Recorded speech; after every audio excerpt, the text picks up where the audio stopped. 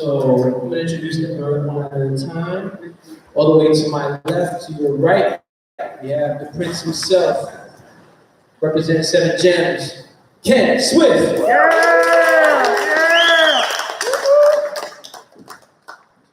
And to his right, the man that introduced me to the life that I have now, the former leader of the Rockers, Glyde.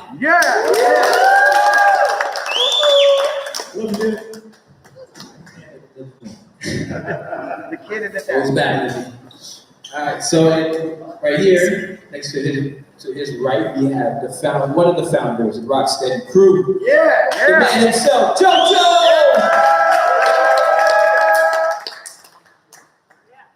And a dynamic rocket that was there at the LincolnCenter Battle. Give it up for Jess.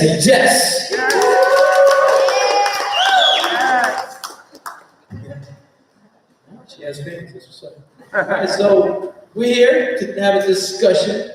All right, we have only 40 minutes, so everybody, that's on the panel, please keep it to 5 minutes. Try to get to the point as soon as you can, so that we can get through as many questions as possible. All right, but I'm gonna give you guys a warm-up question. All right, so the battle. What was the strategy? What was your strategy, and did it work? If you have one. Who wants to answer that? All right, Glyde. Mine was to bring. Yeah, I actually do this for a living. Mine was to bring like different things. Like we had a 6-year-old kid who was doing one shots. And they were like, what the hell? My thing was to get you guys pissed off and get you out of your game. Because that's what battling is to me. Is to get you out of your game. To do things that bother you. It's like, all that. So it worked. Okay. Former members of Rocksteady, anybody had a strategy? Jojo. I didn't really have a strategy. When I came down there, it was like, first of all, I was surprised to see another team that looked so good. You guys were dressed clean, shirts were nice, you had things written on your shirts and all that, so I knew that we was going to be in for a good battle. So that's what I was looking forward to. Some sort of good battle that we can all enjoy and show the world this dance, and that's what we did. All right. Ken Swift, do you have an answer? I don't think we had a strategy. We just, we were prepared. One thing that stands out is, we got to make sure that our routines was on point and just, we knew there was going to be a time to go. A memorable one is the put on a house fight to one shot. We take a little left and little crazy legs. We do it at one point in the battle. But I don't think it was a strategy. We just, just went in and battle, you know what I'm saying? Just followed suit as things progressed. All right. Jess, do you have any answers? Well, I didn't have a strategy, but I was definitely there to take in the moment, and absorb everything that was happening and just do the best that I could at the time. All right. Keep it up, guys. Yeah, another answer? Where's the link? Oh, it's live now. Oh, the link. Yeah. All right, if you guys want, you can share the link. It's on B-Boy Network on the YouTube. This is streaming live. What's up, everybody? All right, so now let's go to some questions. All right, so I knew there was B-girls back then, but in the LincolnCenter Battle, I didn't really know that they played a big part. And after hearing some of your stories, I was like, oh, there were B-girls in there. So, I mean, was it something that was normal and not mentioned, or was it like there wasn't that many B-girls? Like, what was it? Like, how was the experience of having B-girls in the community, but especially that battle? Jojo. I think it was an added attraction for us because most of the B-girls wasn't really getting their respect back then, and they had to work harder. I was definitely a supporter of the B-girls anyway. But from what I experienced, that most of the big girls needed to work harder to be a part of, because this was a male-dominated dance at one point. So you girls had to fit your way in, and I think the best way for you to fit in was to you be the guy with sections, sections class, while you're dancing. that concerns you, you know what I'm saying? So, I mean, it comes in different, different images.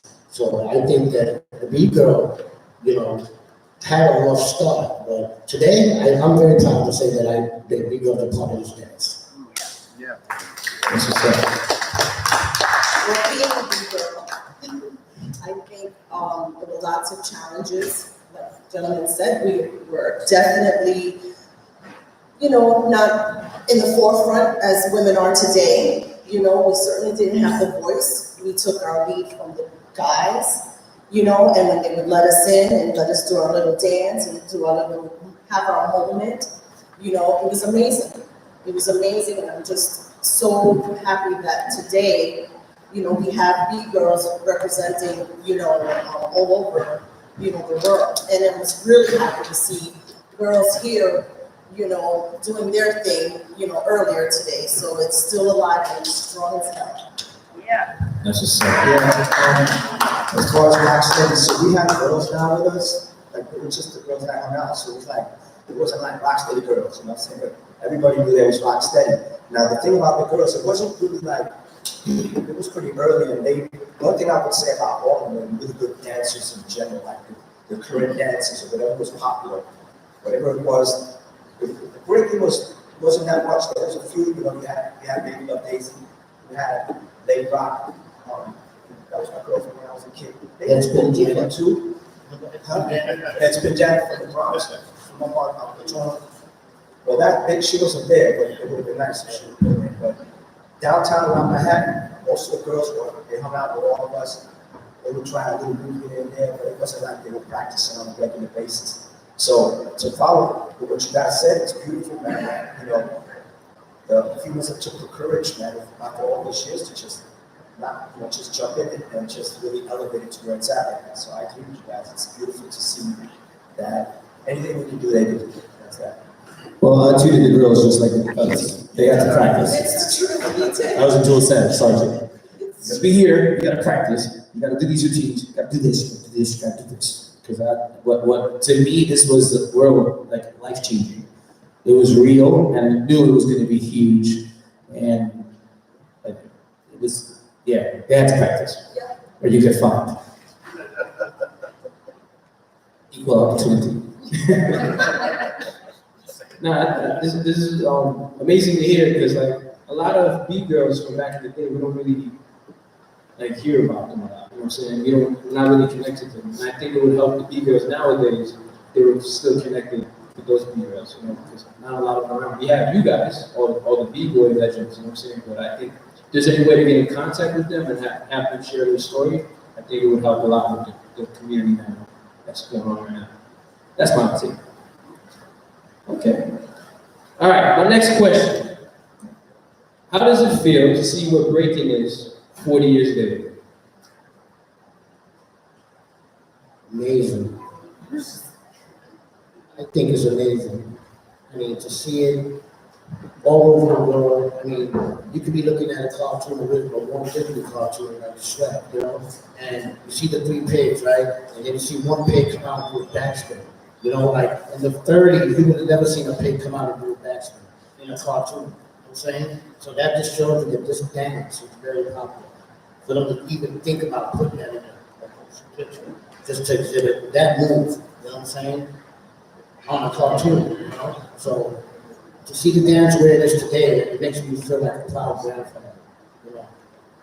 I've been around for a long time. There's a few gentlemen here that's been around, and I've seen millions around here, millions in the building, and we're all here. We've been here forever, and to see this dance being passed on to the next generation, and the next generation getting a hold of it and doing it the right way is the best. Yes. I think that the moves are ridiculously crazy and just, they're over there somewhere. But I think that the cultural part of it is being missed, and we need to talk about that. Because people just jump in and spit without doing footwork, top rock, or anything like that. They wait, you go. That's like b-boying is battling, it's a fight, right? You're not gonna let somebody punch you in the face. No, you go first. Yeah, punch you in the face. No. So you gotta go in there and attack. We never waited. Like we would fight to get in there. Like the circle was ours, we were gonna own it, and we would fight to get in there. And I also think that this generation and the old generation are like, misfiring, and we need to unite so that we can leave a legacy, because someday most of us won't be here. So we need to leave a clean story of how this was, and the old generation with our egos and whatever, blah, blah, blah, not all of us are like that. We genuinely want the culture to grow. We're the first ones that showed the world, hip hop. We introduced hip hop first, before rappers and everything. And we are the ones that get paid the least amount of money. Here we're doing it again with the Olympics. They're coming in there, and now they're bringing in the DJs with them, and then the graffiti guys and the MCs are gonna go in there again. And we have to figure out how it's a career for us. So the dancing is amazing. Another thing is that the crews are not crews. They're like, let's all dance together. Get your crew. Get your freaking crew. There's something in there. So yes, the dancing is ridiculous. The moves are, and we're not even halfway. I'm sure somebody's gonna be spinning on one finger soon. But we dreamt about that. Like me and Wavy Legs were talking about it. We gotta spin on one finger. Shut up, Wavy Legs, you're crazy. But he tried, and so I'm sure people are gonna do that. I'm proud of where it is. My son has done a lot. Some of the old school people, they teach well. I know that Kenny goes out there and tries to help people as much as he can. And it's amazing. It's our baby, and she's doing okay. She'll be okay.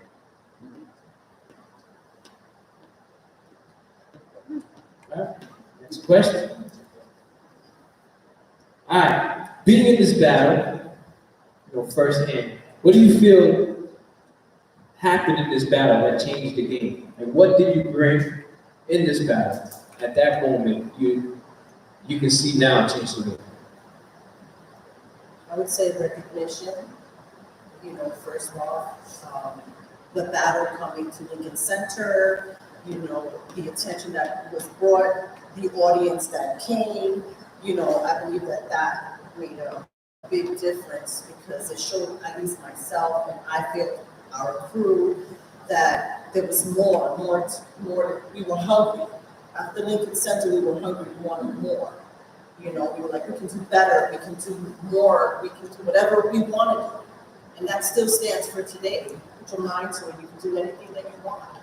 So I feel that for me was, in my mind, at that age, what I was thinking. Yeah, it's important to mention Lincoln Center Outdoors. They were responsible for putting this together. The beauty of it is that we were the main thing. It was all about us. And, a lot of times, even at that time, it's hard to even get noticed sometimes, because it's so radical. The dance is so crazy. They think it's just aggressive blacks and Puerto Ricans going crazy. But they gave us the spotlight. They gave us on top of the mountain. They built the stage, and Martha has pictures of this event, and you see the crowd. And sometimes I see the crowd, and I didn't even know there was that many people there. So they are still in effect too. Lincoln Center Outdoors still does their festivals in Southside. They do all types of stuff in Lincoln Center. So it's a beautiful thing. It's carrying a tradition, and to speak about it 40 years later is really interesting, because it shows that this is a proven dance. We still exist because it's an incredible dance. It's not, we all did this. The reason why this is incredible and people want it is because we are incredible. We are the art. And we can never forget that. We sustained this art to this point.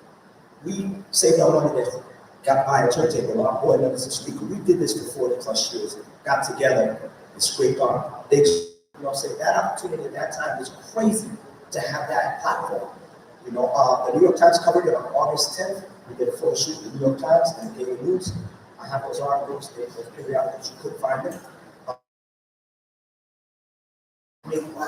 That was huge. It contributed to people starting to We legitimize it. get an awareness to it. And it wasn't, it was legitimate crews with skills. There wasn't no fluke. You know what I'm saying? It was the time for us to go at it. We hadn't been at it before, correct? So it was the time. We were bubbling at that time, and it was like, you know, when the opportunity came, we all took it serious, you know what I'm saying? And as much fun as it was, we knew what was at stake, our reputations, you know what I'm saying, our neighborhoods, you know, our friends and our families, you know, my mother was there in the audience, you know what I'm saying? So, you know, reflecting on that, I was about maybe 15, 16 years old. Yeah, and it was just a great time. So Lincoln Center Outdoors, yes, once again, providing that platform to elevate to where it is. I mean, there's people here that were young and saw that and went back and started dancing. My man over there, actually, I love that guy.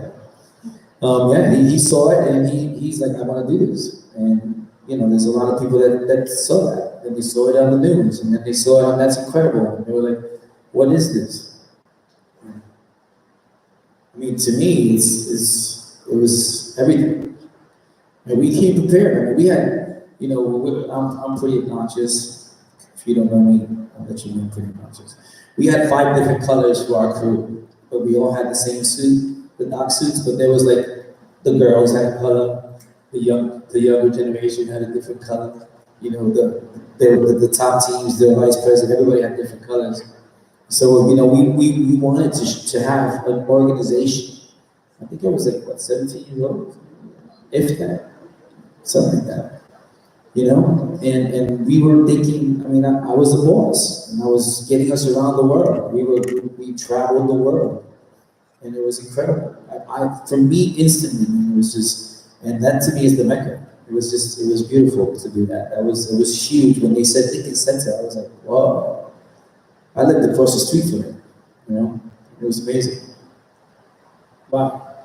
16, 15, 17, changing the game, changing the world. I'm saying that's what hip hop is. It's amazing. To mention Lincoln Center Outdoors, this year we will be celebrating 40 years at the Lincoln Center, September 11th. It'll be dynamic rockers versus floor loaders. So guys, watch out for the info. It's coming up. Yeah. It's gonna be official. We'll give them a round of applause, yo. Yeah. All right. And we're gonna give an award to Frosty and my brother. Both of them rest in peace, but they were important. Both of them were very important. Frosty was a monster, and my brother was an incredible rocker. I mean, incredible. It's different than anybody else. He was just amazing. And so, you know, we're gonna honor him, right? Yeah, I mean, Frosty Freeze is the first person he saw break. So that came. I got some Rocksteady blood. This is my last question, and we'll go to the audience. All right. What would you change knowing what you know now? Like, what do you see in our generation that you see that we're missing, that you knew that you were missing back then? Contracts. Contracts. Contracts, okay. With your team. Sponsorship. Like, you know. Sponsorship. We definitely didn't have. I feel like I remember we would go and dance wherever we could get. We would go in front of, you know. So I did that. Now there's a better platform, so the need to go dancing in the street and stuff like that. Now you actually have places where you can go and, you know, dance. Great dance. Hello? I actually think that the first generation of Negroes, we actually also were like, because in the beginning, most of the Negroes were kind of like, we were kids, you know, we had good clothes, you know, tear and all that. And I think being like with Rocksteady in the beginning, it was about that term fresh came from that image of those Negroes, of keeping our sneakers clean. The only pair of kids I had that everybody thought I had 3 pairs, I only had 1. We should change the laces. Anyway, you know, so, I mean, you know, we made the best of what we had, you know, and to see now that, you know, this dance has come, it's going to be in the Olympics now, and I personally think with that, I think that we should at least have some sort of say. You know, I mean, where are they going to get the information from? I mean, what are they going to talk about? the moves when they start to exhibit these moves in these contests in the Olympics. You know, who's going to be there to navigate that? You know, who's going to say where that move came from? Who started that? You know, so they need us. You know, they need all of us, not just me, not just Ken, all of us peoples, original peoples, you know, to at least have some say or be a part of something. They should actually look for all of us, really, to be honest. To go out there and say, hey, we have to get a whole those original moves, that knew who was there to exhibit this dance, who they can express to us and show us more or less how it was then to where it is now. So that's what I'm. We need trainers, we need people that, you know, do, taking care of their bodies, you know, and we need lawyers, we need, you know, people to, and we have that in our culture, we have plenty of people that are lawyers, and, you know, we just have to get together and, you know, like, these kids are gonna be doing, you know, and who's gonna organize them, and how they're gonna get a Nike deal. You know, we need people to fight for that. No, you're not gonna get that $400. No. We wanna, you know, we have to start protecting ourselves and using some of that money that we get to have a place where we can go work together, create more, and, you know, bring more in. And it's not just us. We need the next generation too. We gotta listen to them, because if it wasn't for them, it wouldn't have continued. We gotta listen to them, they gotta listen to us, we gotta hear each other and work on this and make, you know, and start making a living. You know, we can have schools that people have to go and they have to figure out, you know, we have to give them, you know, some kind of, what is it, like a certificate for them to teach. Because we got people teaching that just because you can stand on your hands doesn't mean you break dance and get out of here with that. It just drives me crazy to watch these people trying to teach hip hop. I'm like, what are you doing? You know, and so we need to do something about that. And we can sit here and talk about it, but we can do something about it. You know, we need more people that run businesses, you know, that can come in and work here, you know, and do different things. We need to. And the kids are getting younger and ridiculous. So, you know, we need to teach them right. Yeah, I think that the frustrating part for me personally, you know, I'm very active in this culture. I feel big responsibility in this culture as a leader. The frustrating part is that, you know, when we say the word community, it's very important to understand that we are the community, and it's frustrating when people want to come together all of a sudden. Why? I mean, we've had these conversations many times, and sometimes it's like all of a sudden this entity comes in and everybody wants to make it right. We had all these years to make it right. We're just not doing it right, and that's why community has to stick together and really have these conversations on these platforms. Once again, and also thank you guys for providing this platform, because this is information that we can have conversations with when we go on with our brothers and sisters, the people in the community. But I really think that it's a great thing. The Olympics is going to be dope. We all know that. We all know how breaking this is. I do world championships, maybe 10 to 15 a year. I see the top of the line, top. The world is going to get blown away when we see this in the Olympics. I know that. But you're right. Now, how are we protected? Is this appropriation? Are we going to get something taken from us? Are we going to get exploited? We have to stick together as a community, really confront those issues and bring in our lawyers, bring in our people that are going to protect us as artists, protect our children, and so forth. I think that's great. And also push the ones that want to do it on their own. You want to do it on your own? Boom, you're not involved. We have to do that. And it's horrible, but there are going to be some people who just, you know, they're going to go outside of it. And you know what? If we form this and we do it, you know. And yeah, I haven't been in the business for a long time. Maybe my son has been. I've been watching him for a long time. And, you know, I believe that I can bring something to this, you know, as a business owner, as, you know, as the leader of Dynamic Rockers, that we just, you know, man, African Bambaataa called us the astronauts of breakdance. That's who we were. We changed it from the floor to the air. We changed it. And then the people that came behind us were hybrids of their elegant, classy, incredible footwork and their freezes and all the, you know, the way that they were. They were good at what they were. And we were good at what we were. And so were they. And, you know, I think that people need to, he wants to come back and because he has a lot to say too. Actually has a lot to say. He traveled and did a lot. And if we're all together, edifying each other, respecting each other, right? That's the thing that you guys watch us disrespect each other, and we're not doing that. I'm just not doing it because I couldn't have done it without him. I couldn't have done it without you. Every week you guys made me want to practice. I used to scrape my face on concrete to beat you guys. Get a bitch. I would have a scab, and the next day I would open up the scab again. That's what I finally got the moves. So, I mean, we can do this. We can do this. We can take care of our people, form a foundation that we can help other people. Insurance, all kind of different things. Why not us?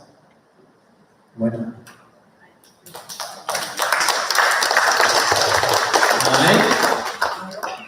All right. Anybody in the audience have a question? You always got a question. Nah, That's me. yeah, I just wanted you guys to share with me because I kind of missed that part of the era. So maybe you can elaborate more of how it all became what it was.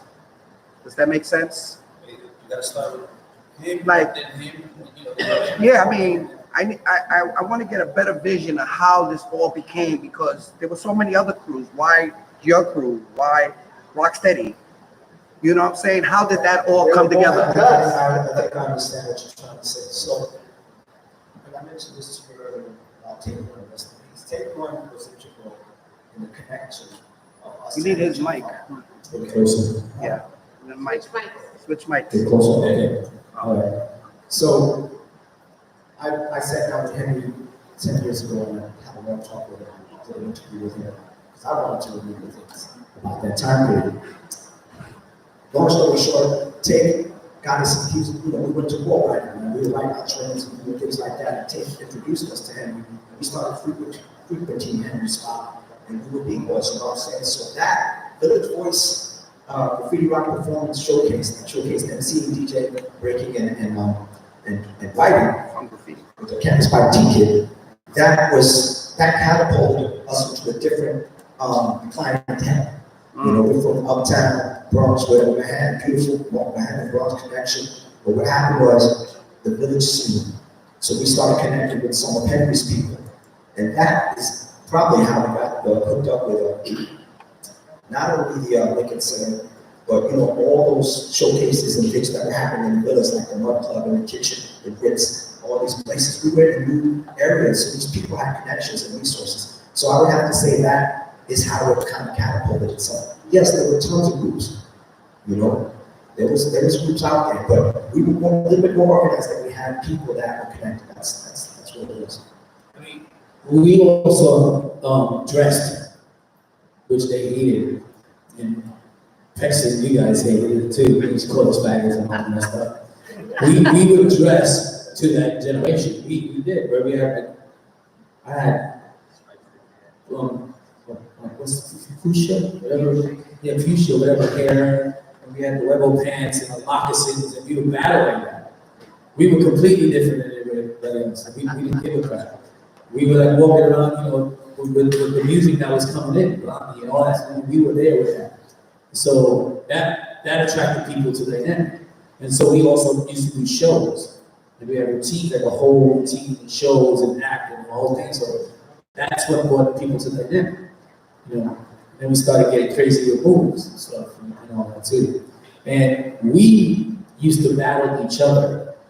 Like we're the Manhattan division, we were the Majestic 4, and then there was 36th Avenue, that's a spinner number.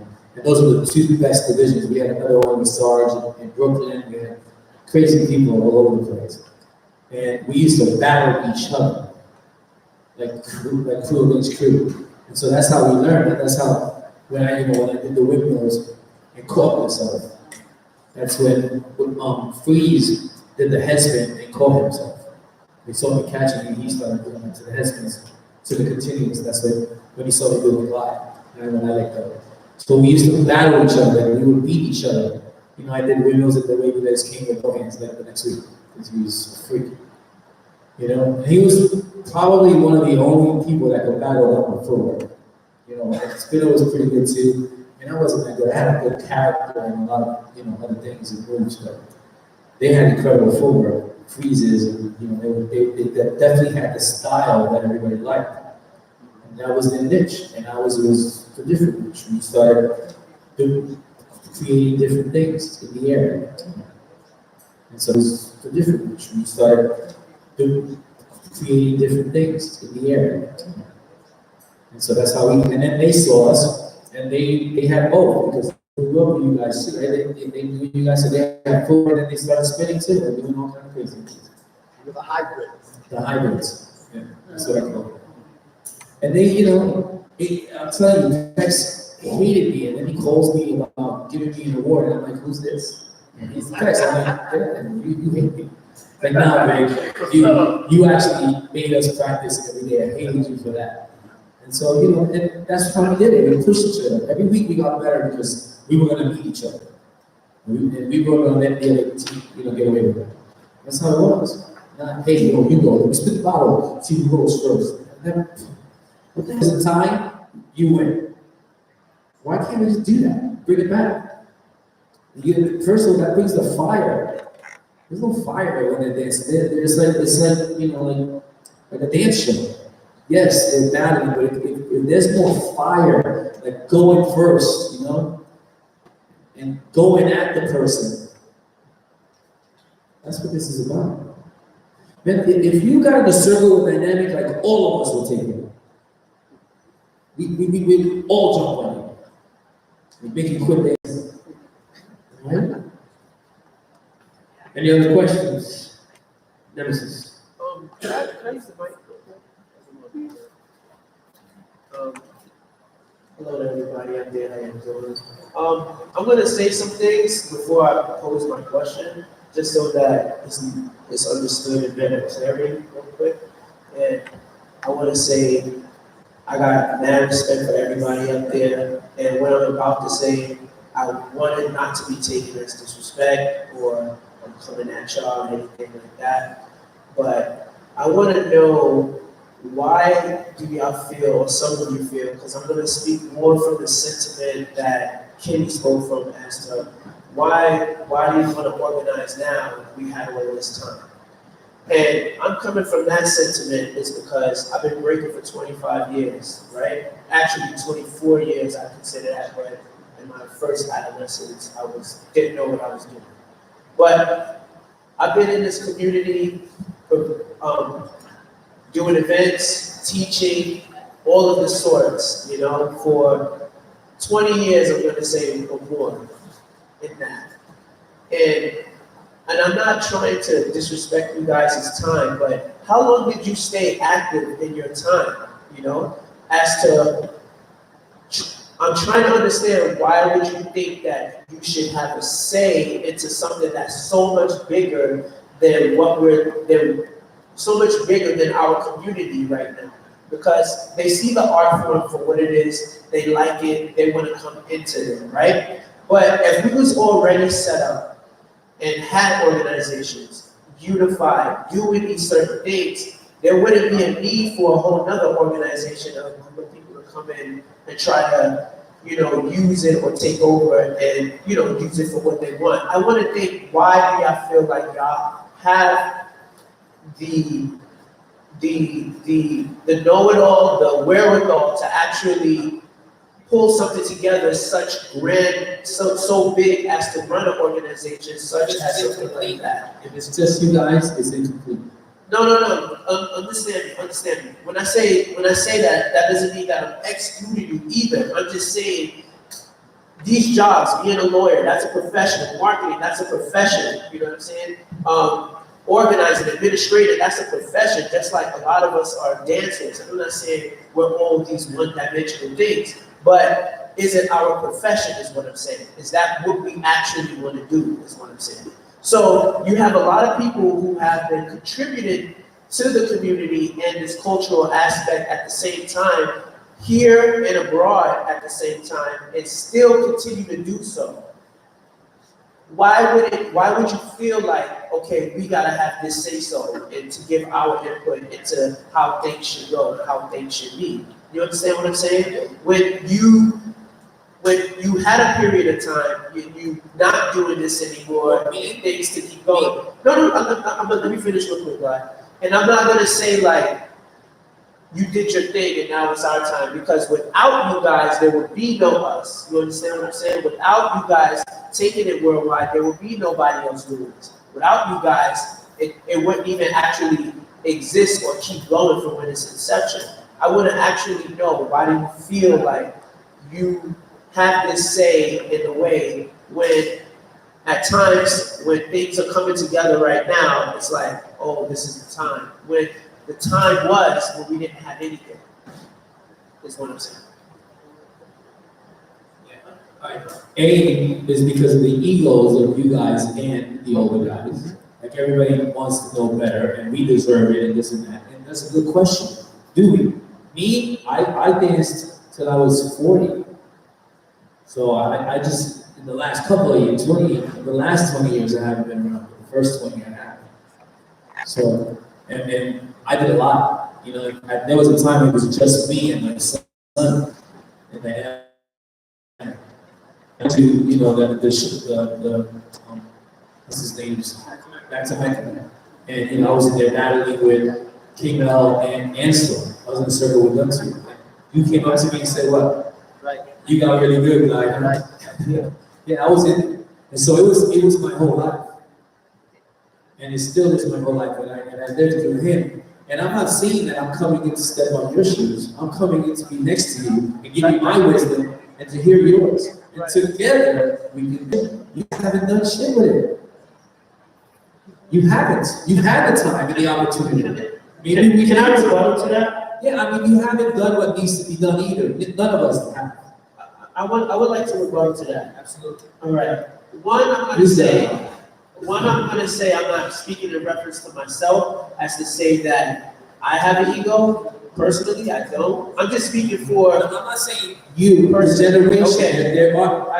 They don't want to hear from the old, and the old doesn't want to hear from the new. It's both of us with our egos instead of making it about the culture. I got you. And I would rather do it with you instead of taking it away from you. You take it away from me. Right. Now, when you say we haven't done anything with it, and that's where I'm going to disagree and push back on you, where it's a cohesive competition of assortment of things happening worldwide. There are people that are talking to each other worldwide and actually working together to make things happen. I want to say, let me just move on. I want to say that because of that cohesiveness is why you have a Red Bull involved. Because of that cohesiveness is why you have a Monster involved now. Because of that cohesiveness is why you see other smaller or sponsors come inside, dip in and out. It's just that we haven't found that correct organization that actually coming together to have it. It's just a bunch of big sideshows that's happening around the world. Whereas that wasn't happening before. So what I can say is it has been a transition throughout time where it's more organized in terms of competition. And that's what's kind of been keeping the thing going for everybody. I agree with that, but I think so. I just want to rebuttal on what you're saying that we haven't done anything with it. Where well, now what needs to be done? You've done plenty. You guys are doing a lot of stuff. Agreed. But here's something. That battle over there, that's in Europe, and these guys get tons of money. We should boycott that, and we're not doing stuff like that. They're paying $1,000 to the champion when they're making hundreds of thousands. That's not the culture I want to be part of. They're making millions of dollars, and we're accepting it. I don't know what you're speaking of. What's the name of that? Battle of the Year? Is that the name of it? Battle of the Year, Battle of the World. Did they pay you well? Battle of the Year? You haven't worked with that. Let me just mention something real quick, and you guys can jump on this real quick. So, see, the thing is, see, this is where we go wrong sometimes. We start there, certain areas, we start saying, Yo, give me your mic so I can hear him. Which mic? This mic is louder. Yeah, I don't hear you. 1, 2, 1, 2. Yeah. I think that this hustle has been consistent with some. We always hustle. We always hustle. We made it happen. I mentioned that earlier. That we sustain this, right? I think a lot of people are trying to make things happen. We need to really realize this is all about resources and funding. It's about money. When everybody got the great ideas, one person will pop up and say, "We're going to get the money for this," and everybody's going to decide, wondering where the hell we're going to get the money for this. So this is where it starts, but that's why it's about having that balance. I do believe I've worked with corporates since 1980, the first Rocksteady tours. New York City back to we worked with big corporate stores in Paris. We were the professionals at that time, and we understood that we could make money with this. And we started putting value on people. We were just too young.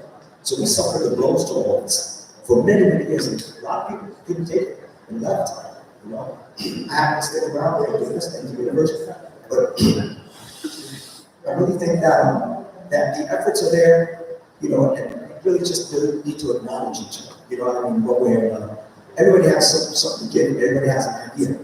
We need to really place value on our ideas and our words. We need to stay quiet until someone cuts us a check or even consult and say, "We want to know what you know." Everybody's spilling their guts and I can get a check.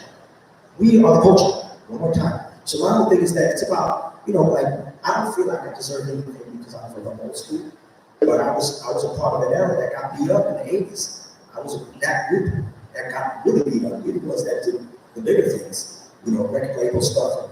So my take on it is, you know, I see the 90s and the 2000s. I've seen the roller coaster of this, but we're dealing with the same problems, you know. And I think the opportunities are there now.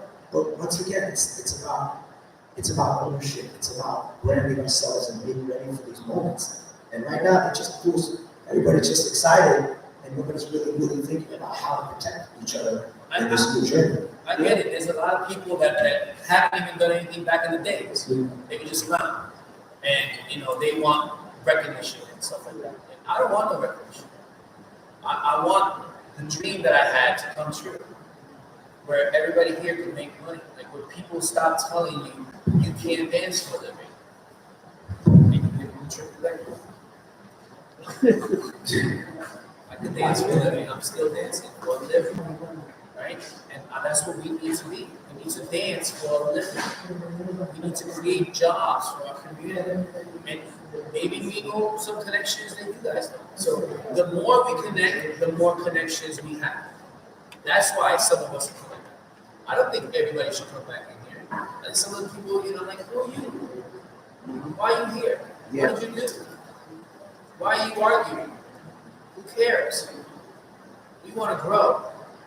That's what we need to be. We need to be more involved in this, not arguing. I don't care. You know, I've seen what you've done. I think that you deserve to be part of it. I've seen that you've done work. Son has done a lot of work. I just think that, you know, there's just a lot of frustration. You know, again, like Kenny was saying, you know, it's quick to point where the blame is. You know what I'm saying? But first we need to get together and discuss that and create solutions. You know? So, you know, there was time we could have done stuff. A lot of us didn't know how to do it. You know, I feel like you guys did your part. You guys took the dance around the world, changing everybody's lives. You know, that in itself is a big thing. That's not easy to do, you know. So that we're going to talk about like this. You know, this battle is legendary. So I think we all thank you guys for making this happen. So thank you guys for this opportunity. Thank you for sharing. Thank you, Jojo. I think you're going to open it for a Cypher so that everybody can get a chance. Everybody has questions, but again, you know, we still have, you know, some time to show what the real dance is. Do you have time for another question? Or? All right, one more. Right. So, I was a kid, right, when you guys were dancing and sleeping in my mom's house, right? 15 deep, right? And remembering at 11 years old going to the LincolnCenter and seeing like you guys were the enemy, you know, like when we were talking, you guys were the enemy. And I want to congratulate you and congratulate my sister, who is one of the original B girls, right, in Lincoln Center, and that you have helped this dance evolve, okay? Without you guys being against each other, there would be no So You Could Think You Could Dance, there would be no international breakdancing. You know, we started hip hop. You know, this was the start of hip hop, but it's like when you're a rapper, you get phased out if you're not continuing your grind, right? So like as you were saying, you have to be more organized, and you have droplets here and there in different places where you have groups that pop up and then they fall off, right? Because you don't have the foundation to be able to sustain, right? So I think you're really saying really important things that people need to listen to. Like you can have the art, but if you don't have the management, if you don't have the organization, you're not going to really go anywhere. So I think that what you're saying is very valuable. Congratulations, you know, and you guys can sit next to each other, you know, as brothers and talk about it because it was a historical event, and I was really proud that I was able to be a part of that. So there you go. There you have it. You have any more questions? Now, we gotta break it down now. I think short time. Thank you guys for having us, man. It was a pleasure, man, that we had to talk about this, and I hope that we got some questions in your mind of, what are we gonna do next? That's all, just remember that word, next. What I asked in my end. Let's do it. Thank you guys. Now for DJ Hooks. Yo, you gotta pay me to go down, bro.